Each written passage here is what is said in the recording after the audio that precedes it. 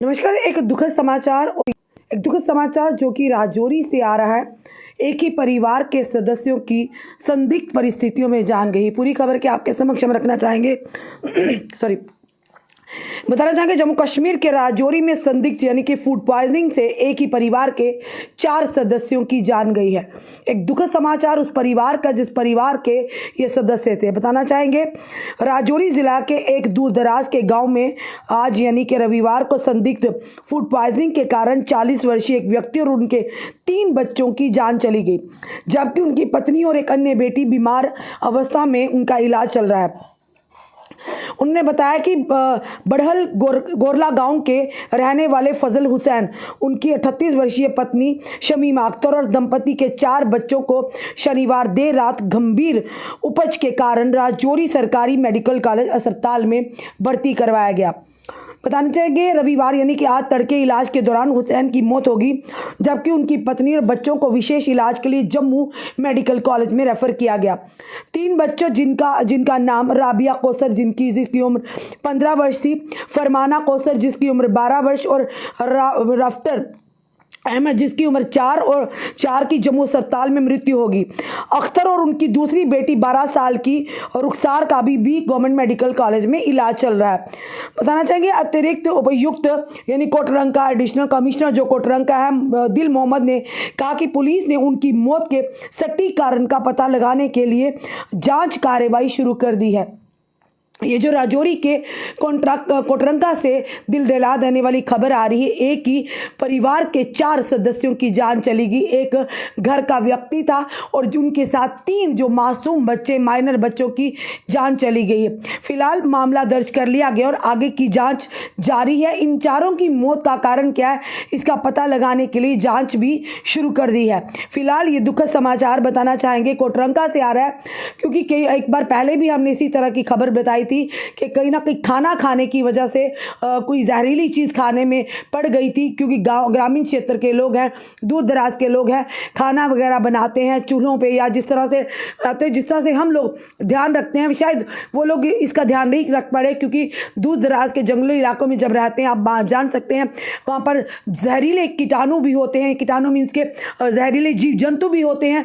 हो सकता है उन्हीं में से कोई ऐसा जहरीला कीड़ा या कोई खाने में पड़ गया जिसके चलते खाना खाने के बाद उन घर के यानी सारे व्यक्ति जो फूड पॉइजनिंग का शिकार हो गए, जिनमें से 4 की इलाज के दौरान ही जान चली गई और 2 लोग अभी भी यानी उन बच्चों की मां और एक और बच्ची जो है फिलहाल उनका इलाज गवर्नमेंट मेडिकल कॉलेज में चल रहा है। ये बड़ा ही हैरान कर देने वाला मामला है। पहले भी इस तरह का मामला आया है जिसमें एक ही परिवार के कई सदस्यों की फूड पॉइजनिंग से जान चलेगी।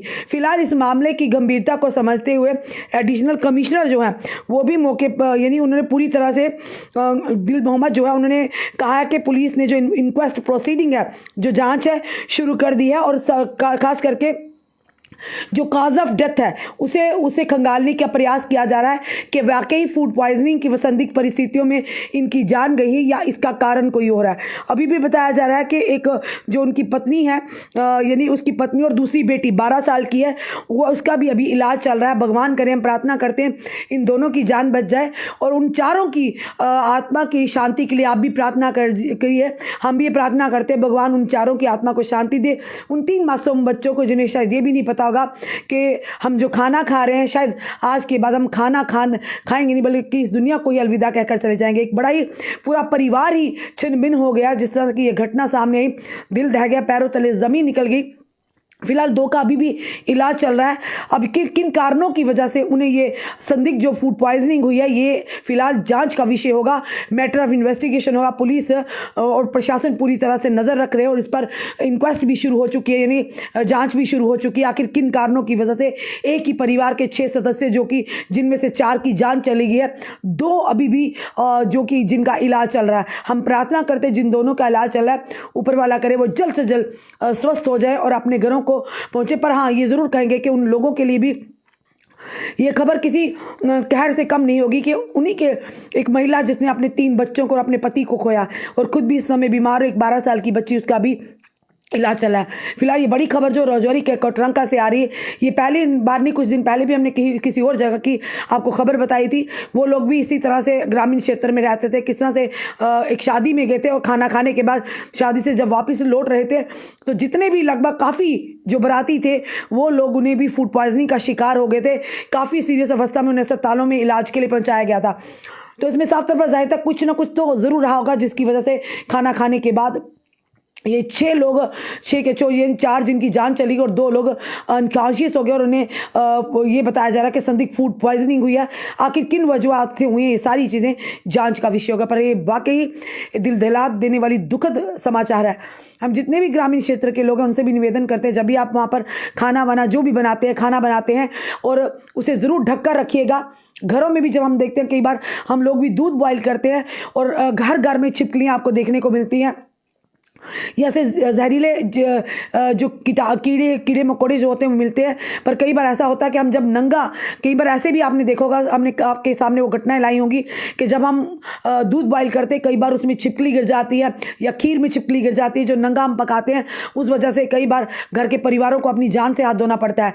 तो कोशिश कीजिए जब भी इस तरह की चीज़ें आप करते हैं, दूध बॉयल करते हैं या सब्जी बनाते हैं, उसे ढक दीजिएगा ताकि कोई भी अगर दीवार पर कोई भी इस तरह जहरीला कीड़ा हो वो उन खाने की चीज़ों में ना बढ़े, जिससे आपकी जान को नुकसान हो सकता है। अब क्या किन वजह से उन चारों लोगों की जान गई है ये पुलिस जांच कर रही है। प्रशासन भी इस पर यानी इंटरवीन किया। आप देखते हैं क्या निकल कर आता है। फिलहाल आप ज़रूर उन चारों के लिए प्रार्थना कीजिए कि भगवान उनकी आत्मा को शांति दे, उनके परिवार को इस गम से लड़ने की शक्ति और ताकत दे। जुड़े रहिए ऐसे हमारे साथ अगले अपडेट के लिए। जय हिंद, जय भारत।